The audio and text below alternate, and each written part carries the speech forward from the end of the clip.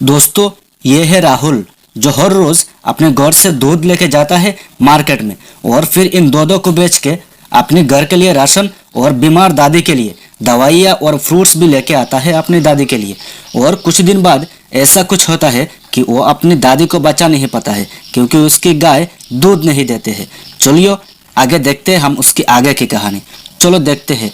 Rahul market से अपने घर की तरफ जा रहा है। अरे दादी माँ कहाँ है? देखिए मैं आ गया हूँ। पापा कहाँ हो आप? देखिए मैं आ गया हूँ घर में। अरे हाँ राहुल, तुम आ गए हो क्या? मैं तुम्हारा ही इंतजार कर रहा था। देखो देखो तुम्हारी दादी माँ का कितना बुखार हो गया है। तुम्हारी दादी माँ कितनी बीमार है। दवाइयाँ भी तुमने लाए हो ना? जी पापा, मैंने दवाइयाँ भी लाया हूँ और फ्रूट्स भी लाया हूँ दादी के लिए। अरे अरे पापा, ये देखिए देखिए मैं क्या क्या लाया हूँ। दादी के लिए दवाइयाँ भी लाया हूँ, फ्रूट्स भी लाया हूँ, आपके लिए भी फ्रूट्स भी लाया हूँ। ये देखो देखो मैंने कितने सारे सामान लाया है। राहुल, तुम तो बहुत अच्छे हो बेटा। तुम्हारे जैसा बेटा मिलना तो नसीब की बात है। तुम तो बहुत अच्छे हो। चलो अपनी दादी माँ की दवाई को दे दो और उनको कुछ फ्रूट्स भी दे दो खाने के लिए। अरे राहुल बेटा, तू आ गया। मैं तो बहुत बीमार हूँ बेटा। अगर तू नहीं होता तो पता नहीं मेरा क्या क्या हो जाता। अरे बहुत शुक्रिया भगवान का जो तेरा जैसा नाती मिला है मुझे।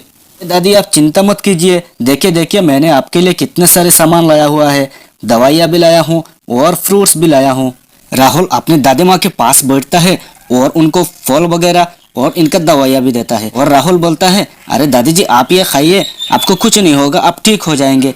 ठीक है, अभी मैं जा रहा हूँ सोने के लिए। कल सुबह उठ के मैं फिर से मार्केट में दूध लेके जाऊंगा और फिर दूध को बेच के आपके लिए फिर से मैं दवाइयाँ और बहुत सारे सामान खाने के लेके आऊंगा। ठीक है दादी, गुड नाइट, बाय बाय, मैं जा रहा हूँ सोने के लिए।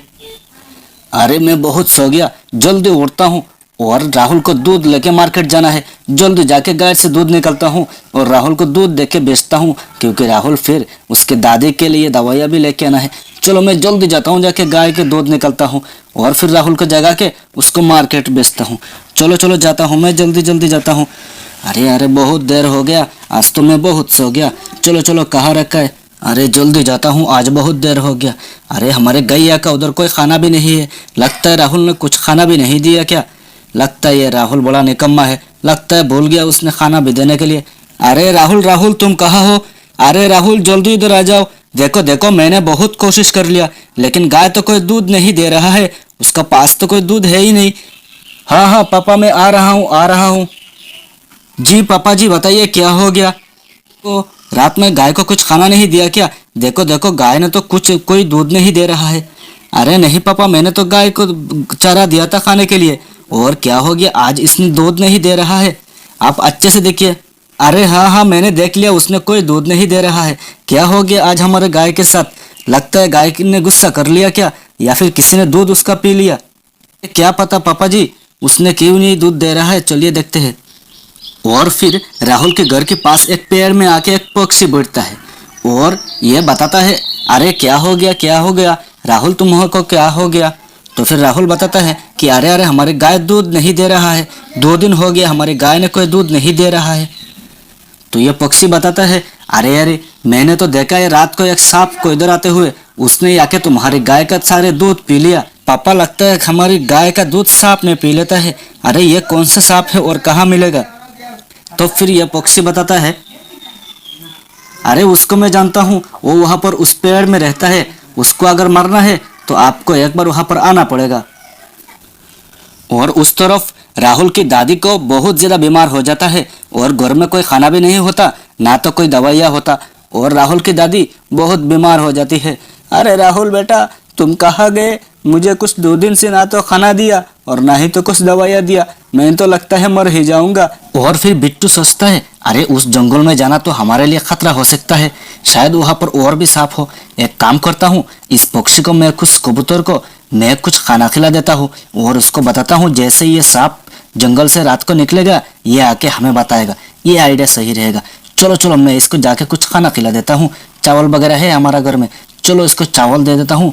यहाँ से प्लेट उठा के लाता हूँ और इस तरफ कहीं चावल रखा था पापा ने। हाँ ये रहा चावल, और इसको कुछ चावल डाल देता हूँ मैं इस पक्षी को। चलो चलो इसको चावल दे देते हैं।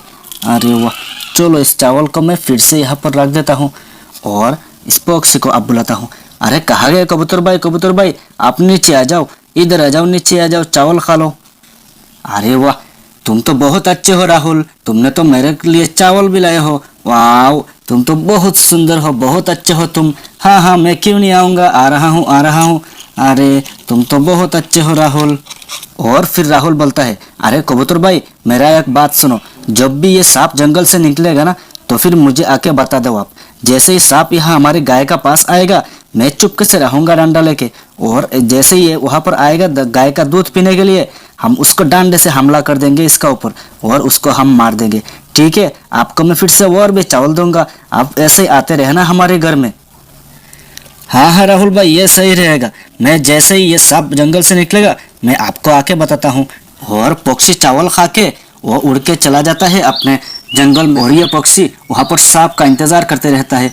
कुछ देर बाद उसको लगता है अरे नीचे तो कोई हिल रहा है, और नीचे झुक के देखता है तो वहां पर उसको एक सांप दिखाई देता है, और ये समझ जाता है कि ये वही सांप है जिसने राहुल का गाय का दूध पिया हुआ था, और ये फिर भी जा रहा है दूध पीने के लिए। अरे मैं राहुल को जल्दी जाके बताता हूँ, उसका सांप आ रहा है गाय के दूध पीने के लिए। और उस तरफ राहुल और उसके पापा सांप का इंतजार करते रहते हैं, पक्षी का जो कब आके बताएगा पक्षी। और बहुत बड़ा डंडा लेके राहुल और उसके पिता दोनों सांप का इंतजार करते रहते हैं। अरे पापा, देखो देखो देखो, तो सांप आ रहा है, देखो देखो हमारे गाय का नजदीक आएगा, देखो देखो, ये तो अब हमारे सांप गाय का दूध पी जाएगा। मारो पापा, मारो मारो। अरे पापा, इसको मारो मारो। अरे हाँ पापा, मारो मारो मारो। अरे पापा मारो इसको, मारो मारो इसको, बहुत मारो इसको, तो और मारना पड़ेगा, ये बहुत गंदा सांप है, देखो देखो, मारो इसको, मारो मारो मारो मारो। और ऐसे ही राहुल और उसके पापा उस सांप को मार देते हैं। और बाद में जब राहुल अपने घर दादी के पास जाता है, तब उसको बहुत बड़ा झटका लगता है। दवाइयाँ और फल वगैरह खाना नहीं मिलने से उसकी दादी की देहांत हो जाता है, और राहुल बहुत ज्यादा दुखी हो जाता है और उस सांप को श्राप देते रहता है। अगर दोस्तों ये कहानी अच्छी लगी तो जरूर चैनल को लाइक और सब्सक्राइब कर देना। ऐसी वीडियो देखने के लिए हमारे चैनल को जल्दी से लाइक कीजिए। Thank you, bye bye.